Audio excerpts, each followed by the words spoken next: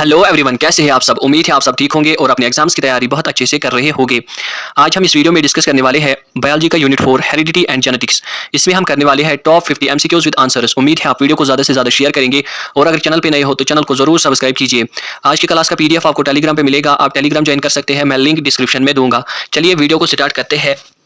पहले हम देखेंगे जेनेटिक्स होता क्या है। जेनेटिक्स हम बोलते हैं जब कैरेक्टर्स और ट्रेट्स पास होते हैं from parents to offspring, from parents to offspring, उसको हम बोलते हैं हेरिडिटी। जब हम स्टडी करते हैं जीन्स को और इनहेरिटेंस को इन लिविंग ऑर्गेनिजम्स में, उसको हम बोलते हैं जेनेटिक्स। चलिए अब क्वेश्चंस देखते हैं। Question number 1, exchange of genetic material takes place in. चलिए बोलिए इसका करेक्ट आंसर। आपको बोलना है जो एक्सचेंज होता है जेनेटिक मटेरियल वो कहाँ पे होता है। चलिए बोलिए इसका करेक्ट आंसर। इसका जो करेक्ट आंसर है वो है option C, sexual reproduction. Sexual reproduction में होता है exchange genetic material. Question number 2, two pink coloured flowers on crossing resulted in one red, two pink and one white flower progeny. The nature of the cross will be. चलिए बोलिए इसका correct answer. आपको बोलना है to pink coloured flowers है, उनको हम cross करते हैं, हमें रिजल्ट मिलता है one red, two pink, one white flower progeny. The nature of the cross will be, cross का नेचर क्या होगा। चलिए बोलिए इसका करेक्ट आंसर। इसका जो करेक्ट आंसर है वो है ऑप्शन बी, जब हम सेल्फ पॉलिनेशन करते हैं तब हमें मिलता है ये ratio 1:2:1। Question number 3, a cross between a tall plant T and short p plant small t resulted in progeny that were all tall plants because। चलिए बोलिए इसका करेक्ट आंसर। हम एक क्रॉस करते हैं between tall plant capital T और short P plant small T, resulted in progeny were all tall, से भी हमको टॉल मिलते हैं बिकॉज। चलिए बोलिए इसका करेक्ट आंसर। इसका जो करेक्ट आंसर है वो है option A, tallness is dominate trait. जो टॉलनेस होती है वो एक डोमिनेट ट्रेट होता है। Question number 4, which of the following statement is incorrect. चलिए बोलिए इसका करेक्ट आंसर। आपको बोलना है इनमें से इनकरेक्ट स्टेटमेंट कौन सा है। चलिए बोलिए इसका करेक्ट आंसर। इसका जो करेक्ट आंसर है वो है option D, for every molecule of fat there is a gene. ये इनकरेक्ट स्टेटमेंट है। Question number 5, if a round green seeded pea plant capital R small y is crossed with wrinkled yellow seeded pea plant small r capital Y, the seed is produced in F1 generation R। चलिए बोलिए इसका correct answer. अगर हम round green seeded plant जो होता है capital R small Y इसको cross करते हैं with wrinkled yellow seeded pea plant small R capital Y, the seed is produced in F1 generation R। आपको बोलना है कौन सी सीड प्रोड्यूस होगी F1 जनरेशन में। चलिए बोलिए इसका करेक्ट आंसर। इसका जो करेक्ट आंसर है वो है option A, round and yellow. एक तो राउंड मिलेंगे और येलो भी मिलेंगे। Question number 6, in human males all the chromosomes are paired perfectly except one, these unpaired chromosomes is are. चलिए बोलिए इसका करेक्ट आंसर। जो ह्यूमन मेल्स होते हैं उनमें ऑल क्रोमोसोम्स पेयर्ड होते हैं परफेक्टली एक्सेप्ट वन, एक अनपेयर्ड होता है, वही आपको बोलना है। चलिए बोलिए इसका करेक्ट आंसर। इसका जो करेक्ट आंसर रहने वाला है वो है option C, third and fourth. Third एक तो वाई क्रोमोसोम होता है और फोर्थ एक्स क्रोमोसोम भी होता है। Question number 7, the maleness of a child is determined by. चलिए बोलिए इसका correct answer. Maleness of child कौन डिटरमाइन करता है। चलिए बोलिए इसका करेक्ट आंसर। इसका जो करेक्ट आंसर है वो है option B, the Y chromosome in zygote. जो वाई क्रोमोसोम होता है जाइगोट में वो डिटरमाइन करता है maleness of a child. Question number 8, a zygote which has an X chromosome inherited from the father will develop into a। चलिए बोलिए इसका करेक्ट आंसर। आपको बोलना है जो जाइगोट होता है उसमें होता है X chromosome inherited from the father, अगर वो फादर से मिला होगा फिर वो किस में डेवलप होगा। चलिए बोलिए इसका करेक्ट आंसर। इसका जो करेक्ट आंसर है वो है ऑप्शन बी, गर्ल। एक X क्रोमोसोम मदर से आएगा, एक X क्रोमोसोम फादर से आएगा। Question number 9, select the incorrect statement. चलिए बोलिए इसका करेक्ट आंसर। आपको बोलना है इनकरेक्ट स्टेटमेंट। इसका जो करेक्ट आंसर है वो है option B, reduction in weight of the organism due to starvation is genetically controlled. ये एक इनकरेक्ट स्टेटमेंट है। Question number 10, new species may be formed if. चलिए बोलिए इसका करेक्ट आंसर। आपको बोलना है जो न्यू स्पीशीज फॉर्म होते हैं वो किस वजह से होते हैं। चलिए बोलिए इसका करेक्ट आंसर। इसका जो करेक्ट आंसर है वो है option A, first and second. First, DNA undergo significant changes in germ cells, DNA में सिग्निफिकेंट चेंजेस आते हैं जर्म सेल्स में। और second, chromosome number changes in the gamete, जो क्रोमोसोम नंबर होता है वो चेंज होता है गैमेट में। Question number 11. Two pea plants, one with round green seeds, capital R, small y, and another with wrinkled yellow, small r, capital Y seeds produce F1 progeny that have round yellow, capital R, capital Y seeds. When F1 plants are selfed, the F2 progeny will have new combination of character. Choose the new combination from the following. चलिए बोलिए इसका correct answer. आपको बोलना है जब हम cross करते हैं round green seeds, capital R, small y with another wrinkled yellow, small R capital Y, तो F1 प्रोजिनी मिलती है हमें capital R, small Y seeds. फिर हम जब इसको सेल्फिंग करते हैं F2 में क्या मिलेगा हमें। चलिए बोलिए इसका correct answer.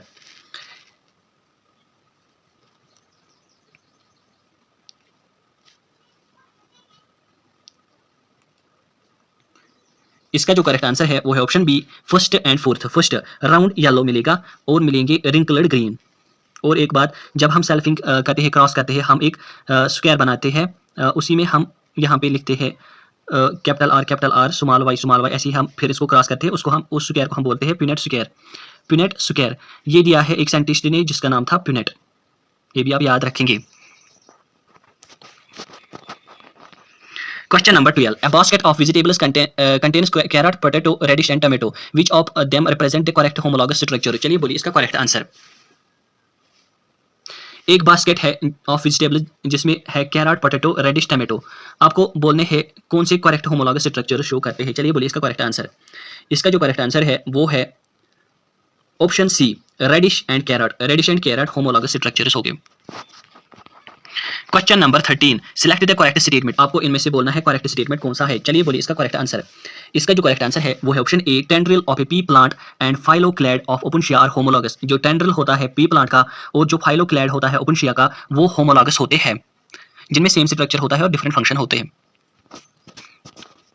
Question number 14. If the fossil of an organism is found in the deeper layers of earth then we can predict that. चलिए बोलिए इसका करेक्ट आंसर।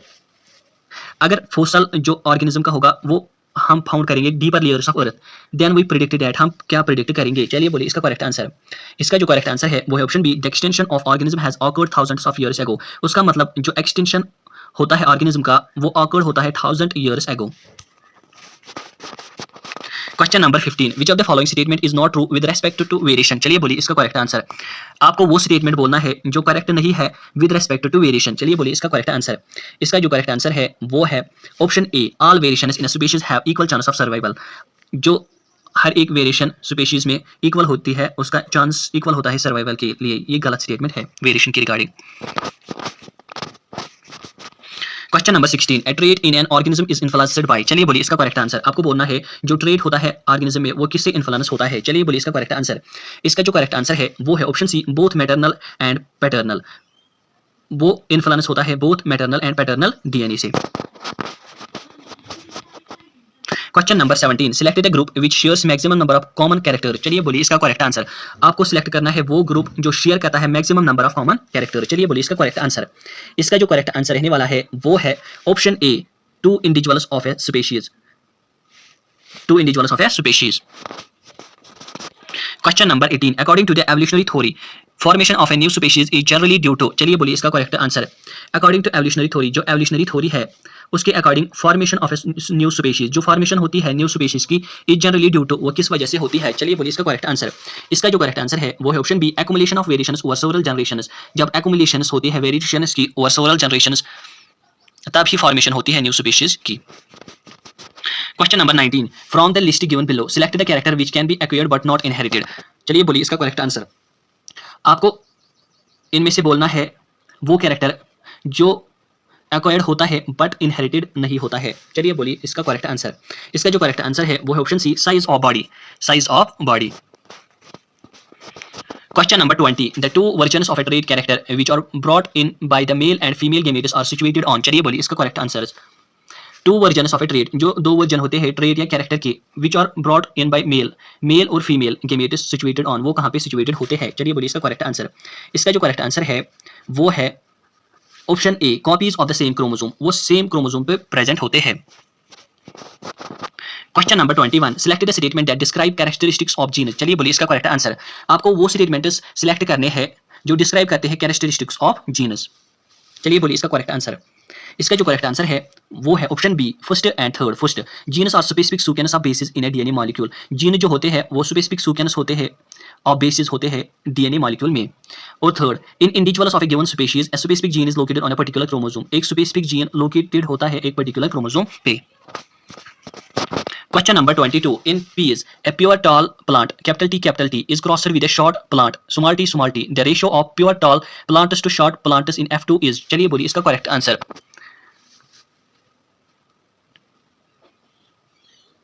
आपको बोलना है जो पीज होते हैं उनमें जो प्योर टॉल प्लांट होता है कैपिटल टी, अगर हम उसको क्रॉस करेंगे with short plant small T, the ratio of pure tall plant to short plant in F2 generation क्या होगा? चलिए बोलिए इसका correct answer.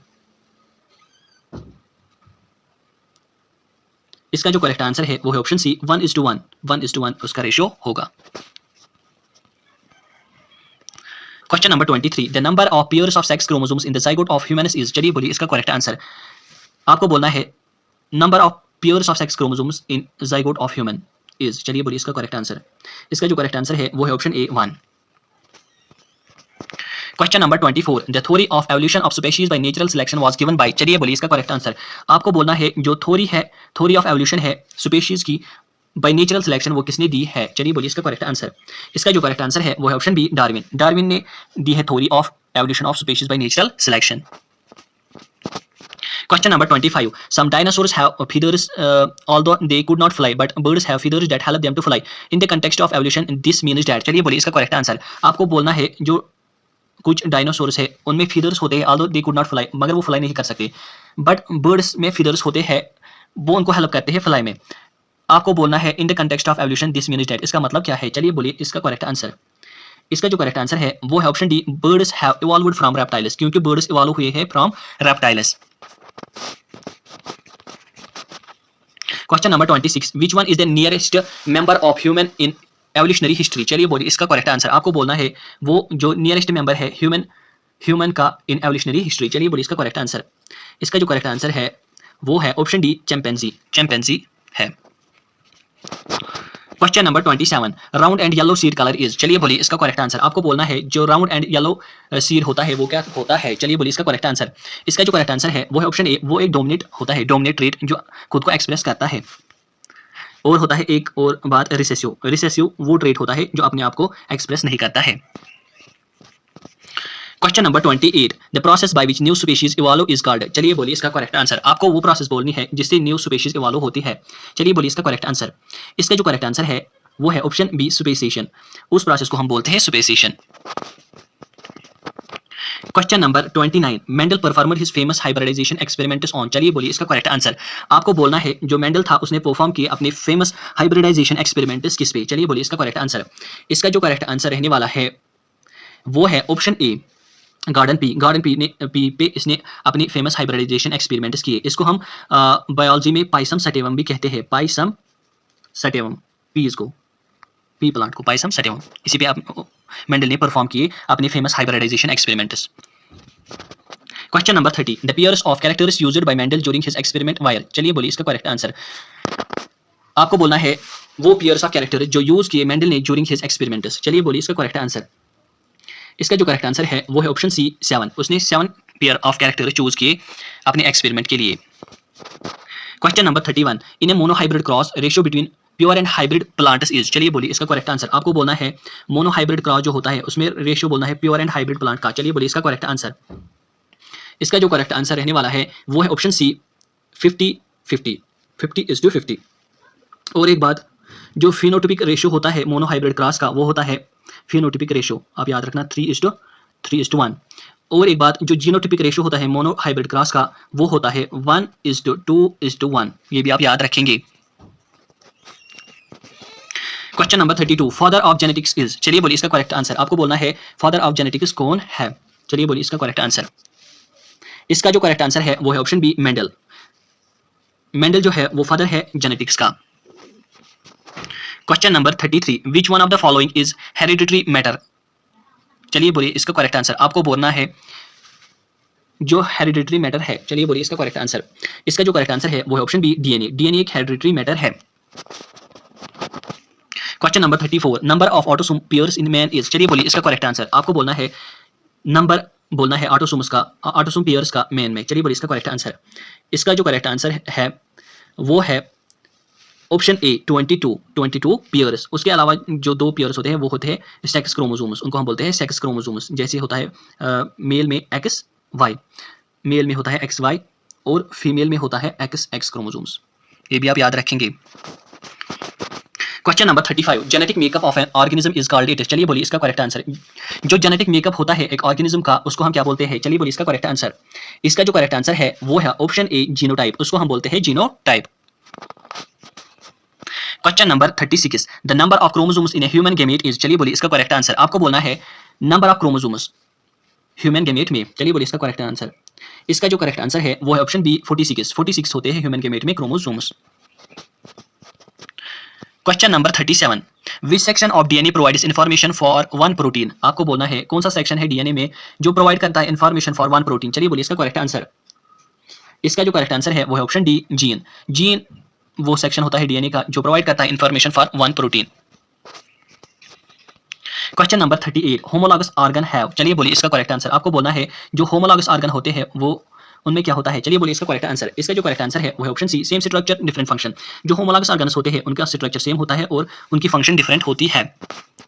Question number 39 what determines the sex of a child. चलिए बोलिए इसका करेक्ट आंसर आपको बोलना है कौन डिटरमाइन करता है सेक्स ऑफ ए चाइल्ड। चलिए बोलिए इसका करेक्ट आंसर। इसका जो करेक्ट आंसर है वो है option B chromosome content of sperm. Chromosome content of sperm determine करता है sex of a child. Question number 40 which of the following is the phenotype ratio of the F2 generation in dihybrid crosses. चलिए बोलिए इसका correct answer आपको phenotypic ratio बोलना है F2 generation का in dihybrid crosses. Dihybrid cross जिसमें हम लेते हैं टू कैरेक्टर्स उनको हम क्रॉस करते हैं। मोनोहाइब्रिड क्रॉस में हम एक ही कैरेक्टर को लेते हैं। चलिए बोलिए इसका करेक्ट आंसर। इसका जो करेक्ट आंसर है वो है option C 9:3:3:1। Question number 41 when two genetically dissimilar individuals are crossed the offsprings are referred to as. चलिए बोलिए इसका करेक्ट आंसर। जब हम टू जेनेटिकली डिसिमिलर इंडिविजुअल्स को क्रॉस करते हैं the offsprings producer are referred as. Offspring जो produce होते हैं वो रेफर करते हैं। चलिए बोलिए इसका करेक्ट आंसर। इसका जो करेक्ट आंसर है वो है ऑप्शन डी क्लोन्स। उनको हम बोलते हैं clones. Question number 42 which of the following is an example of homologous structure. चलिए बोलिए इसका करेक्ट आंसर। आपको होमोलॉगस स्ट्रक्चर्स की एग्जांपल्स बोलनी है। मैंने आपको ऊपर ही बोला होमोलॉगस वो स्ट्रक्चर्स होते हैं जिनका स्ट्रक्चर सेम होता है और फंक्शन डिफरेंट होता है। चलिए बोलिए इसका करेक्ट आंसर।